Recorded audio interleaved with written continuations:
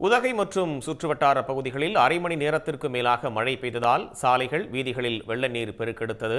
தொடர்பான கூடுதல் விவரங்களை வழங்குவதற்காக செய்தியாளர் சிவசாமி இணைப்பில் இருக்கீங்க. சிவசாமி, இன்னும் மழை தொடர்கிறதா? விவரம் என்ன?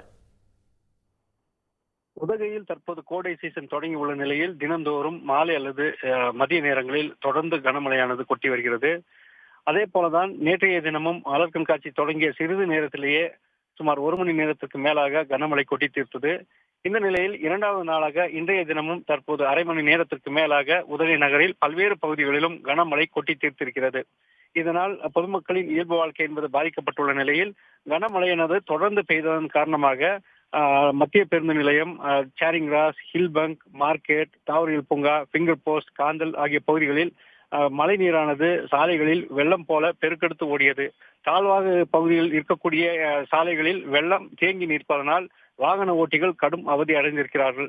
மழையின் தாக்கம் என்பது மிகவும் அதிகமாக இருப்பதனால் வாகன ஓட்டிகள் சாலையில் வாகனங்களை இயக்க முடியாத ஒரு நிலையே காணப்படுகிறது.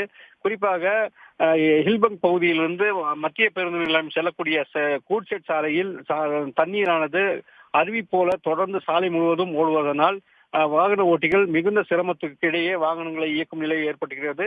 சாலை ஓரங்களில் நிறுத்தி வைக்கப்பட்டிருந்த வாகனங்கள் மீதும் ஒரு 2 அடி 3 அடி உயரத்திற்கு தண்ணீர் ஓடுவதனால் வாகனங்களும் ஆங்காங்கே நிறுத்தப்பட்டிருக்கின்றன. இந்த கோடை மழையின் தாக்கம் என்பது தொடர்ந்து வருகிறது. இதனால் வாகன நெரிசல், போக்குவரத்து நெரிசல் என்பது உதகை நகரில் ஆங்காங்கே ஏற்பட்டிருக்கிறது. இந்த மழையின் காரணமாக மலர் கண்காட்சிக்கு வந்துள்ள சுற்றுலா பயணிகளும் பாதிக்கப்பட்டிருக்கிறார்கள்.